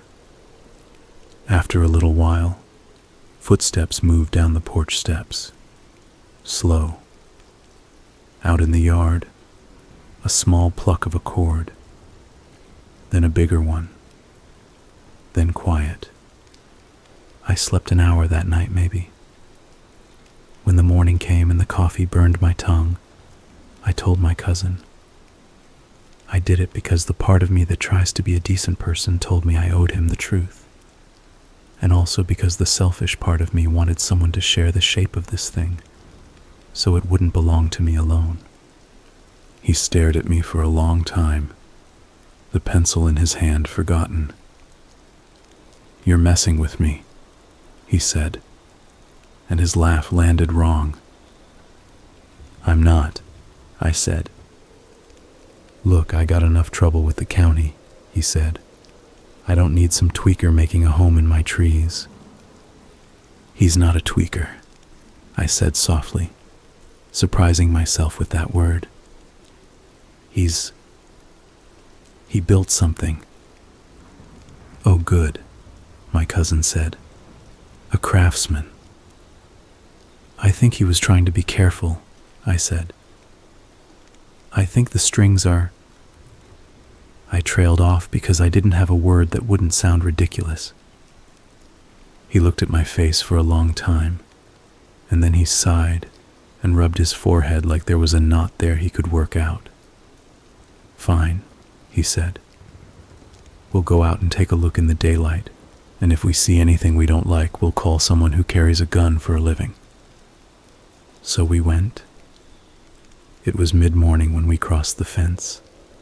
The woods wore their normal clothes. Birds were doing bird work. The creek sounded like a creek. We walked the way I had walked, and I tried to retrace the bends and ferns and boulders. The lines were gone. I don't mean broken. I mean gone. The places where I remembered the strings being tight and sure now held nothing but air. The ground was scuffed by deer and us, and the small business of the forest. We found a place where someone had burned a small fire that looked like a kid's father had stood next to it and made sure no sparks left the ring. We found a length of wire with a kink in it. We found bottle caps pressed deep into mud. Normal trash. "See?" my cousin said. I could hear the relief in his voice like a drop from a high place. I wanted to tell him about the shed anyway, because the shed had been real under my hand. I turned the memory over like a stone, and it still had weight. I took him toward the bowl. I found the slope and the place where the trees opened. The ground there looked like a place where something big had been sitting and had gotten up and left. The shape of its absence was stamped into the dirt. No shed. Empty air, a bare patch where grass had refused to grow. In the middle of the bare ground, a board lay with 2 pegs stuck in it, and a scrap of leather looped through one peg, and a strip of gray cloth fastened to the other. The board looked like it had been slept on and pulled away. My cousin squatted and poked the board with a stick. "Look at this," he said, and flipped it. On the underside, neat as anything, was a circle of small drill holes, precise, like a careful hand had made them a 1/4 inch apart all the way around. He put the board down, stood, and looked around. "Somebody had a project," he said, but he didn't say it like a joke. We walked back to the house without talking much. He went to call a guy he knew at the sheriff's office and came back making a face. "They'll send someone out when they can," which is never, he said. "They told me to lock my doors." He laughed. "The doors don't lock right yet." That night I stacked a chair under the knob of the back door anyway. The chair wobbled and the knob wobbled, and none of it felt like it would stop a serious person. I sat on the couch and watched the darkness collect in corners. Close to midnight, my phone buzzed with a message from a number I didn't know. It was a single photo. The image was dark and grainy, and my own face was in it, my profile, taken through a window. I was standing with my hand on the curtain looking out at the yard, which meant the picture had been taken the first night. The angle was wrong for someone at the fence. The only way to get that angle would be for someone to be standing where the bushes are by the corner of the house, pressed up close to the siding. I didn't show my cousin. I didn't delete it. I put the phone face down and listened to my own blood in my head until the sun shoved gray light against the window and made everything look like it had just been invented. The next day, my cousin drove into town for screws and brackets and a roll of plastic. I stayed and took the rake to the patch by the fence where I thought, no, where I knew. I had heard the weight the first night. I raked until sweat ran into my eyes and made the dirt black. Under the top layer of matted grass and old leaves, I found the twine. Not much. A hand's length, frayed at each end, wound tight with a little bow in the middle like the one you make with your fingers when you're learning to tie. It smelled like barn dust and iron. I stood there holding it with my thumb and forefinger, and I felt something that made no sense. I felt embarrassed, like I had picked up someone's toothbrush. I went to the shed behind the house where my cousin kept the tools he hadn't bothered to bring inside yet. I found a coffee can full of old screws and washers, and a little tin of roofing nails, and a lighter with a faded logo. I took the twine and the lighter, and went to the fire ring we had half built last week, with rocks stolen from the edge of the field. I put the twine in the ring and set it alight. It smoldered and then burned with a small ugly flame that smelled again, like iron and old animal. When it was ash, I stirred it with a stick until the gray went white, and then I buried it where the grass grows thin. I don't know if that did anything. It made me feel like I had made a mark, that's all. That evening, my cousin brought home takeout, and we ate on the back steps. He told me he'd gotten a better deal on a sink than he expected. He told me about the woman who ran the hardware store, who had 3 dogs, who all hated each other. I told him a lie about a show I used to watch. We were 2 people building a wall with our voices. You could see the bricks and the mortar between them, and you could trust the wall up to a point. After he went to bed, I sat in the kitchen with the lights off and the window open an inch. The night air slipped in and slid around my neck and down my arm. The field made field sounds. The woods made the hum that woods make when everything is alive and nothing needs you. I waited to hear the pluck of the strings. I waited to hear the step on the porch. I waited to hear my name said like an apology. What I heard was different. A very soft rubbing, like paper being dragged over wood. I stood and went to the back door and put my ear near it. The rubbing came again. I lifted the chair and set it aside and opened the door a crack. On the porch, under the lowest step where the spiders live, a paper slip was pinned to the wood with a thin nail. The paper was folded tight, corners sharp. I reached down and got my fingernails under it and pried it off. The nail came free with the paper. I stood with it under the kitchen light and looked at the writing. It was small and neat, like the slips on the cord. But now I could read it.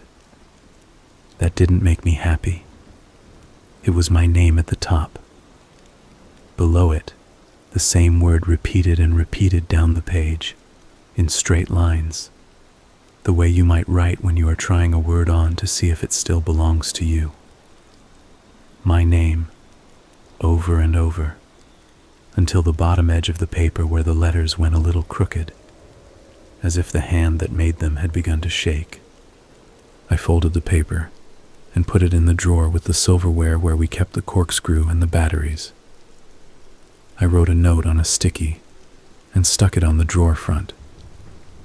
Don't open. Then I laughed at myself, because who was that note for? I took it off and stuck it to my own shirt and wore it around until it fell off under the table. I didn't sleep much. The next morning I told my cousin I had to go to town for something, and I drove my car in circles until my legs stopped twitching. I bought a pack of cigarettes at the gas station and smoked one leaning against the side of the building, even though I hadn't smoked in years. It tasted like dirt and regret. I crushed it under my heel and watched the fine lines in the ash trace themselves and disappear. When I came back, I parked at the end of the drive and stood in the road and looked at the house and the field and the woods, as if they belonged to someone else. The sky was high and empty. The place looked peaceful in a way that made me angry. I didn't go back into the woods. I didn't lift the fence. I didn't follow the creek. But the woods came to me. The strings, or what the strings wanted, learned the lay of the yard, and the house, and the porch steps, and the kitchen door. They learned the rhythm of our days. They learned that we left the radio on low when we drove into town. They learned how light comes through a window, and where the light makes a square on the floor at 9 in the morning, and where it slides at 4. I started to hear things in those squares. A footfall that wasn't a footfall. A little pop, and then a hush, like someone trying out the way a word might sit in their mouth. But the word wasn't ready yet. On the 7th night, the voice came back. It stood at the window and said my name once, and then said, "Please." I sat in the dark and let the words stand there between us. It was bright and dull at once. It was a word you say when you need, and it is a word you say when you manipulate, and it is a word you say when you have learned the shape of what someone needs you to be. I don't know which one it was. Maybe it was all of them. I didn't open the door. I didn't speak. After a while I heard the soft pluck of a string, far off, and then one closer, and then a rustle at the fence like a coat being pulled over a railing. The night leaned back into itself. In the morning there were 2 sets of footprints in the mud by the back steps. One was a bare foot with toes that pressed the earth like someone who has learned to walk quietly. The other was my boot print, That bothered me in a way that cut me deeper than anything else. I washed both sets away with the hose and watched the mud flatten and go featureless. I've been writing this down because I don't know what else to do, and because I have learned something out there that I can't put back in my mouth the way it was. The woods are not empty. That isn't news. The woods are full of life and death and the ordinary work of creatures. But they are also full of people who have made a different kind of living there. Not like the stories, not like wild men and not like ghosts, but like someone who got off the road and kept going until the road forgot their feet. People who learn other ways to mark where they are and how to speak without the times and the numbers and the pretty words. If you go out there, walk right, lift right, keep the water on your left. If you see lines, think about whether you need to know what they are, or whether you can be the kind of person who says, no, and keeps going. If a voice says your name in the night, be careful of the part of you that wants to answer, not because the voice is magic, but because you might be. Last night I dreamed of the shed again. In the dream it had grown a window, and the window had a curtain, and the curtain had small weights sewn into the bottom, so it would hang quiet, even if the wind tried to bother it. The shirts were folded and unfolded. The basin was clean and the cup shone. A hand, just a hand, came down and smoothed the top of the dirt mound, like a mother taming a cowlick. The twine hummed, not with wind, but with a word. I woke before I could hear it. Outside the morning was still. My cousin was gone to the hardware store. The field made the field sound. The woods held themselves like a breath. I went to the back door and opened it and stepped out. The steps creaked the way they always do. I bent down and looked under the lowest step. The nail hole where the paper had been pinned was empty and dark. I went to the fence because it felt like I should look. I put my hand on the top board because that felt like the way to ask permission to see. I leaned. The woods gave me nothing. No strings, no cord, no paper. That should have been a comfort. It was not. When I turned to walk back to the house, something caught my eye in the dirt by the porch. A small circle of stones, 4 of them, pressed into the ground in a neat ring the size of a dinner plate. In the center of the ring, someone had put a folded shirt. Not mine, not my cousin's. A plain plaid shirt, men's medium, faded, washed until the pattern was a memory. Folded with care. On top of the shirt, a slip of paper. I didn't pick it up. I didn't need to. I could read the one word from where I stood. Please. That's where I am tonight, with the shirt in the ring and the word sitting on it like a weight that looks light. I don't know what I will do. I have told myself 100 times that the right thing, the safe thing, is to take the stones and scatter them, and carry the shirt to the burn barrel, and light it and stand there while it becomes smoke and thread and nothing. I have told myself to call someone who wears a badge, and let them make a report that will go in a folder and live on a shelf.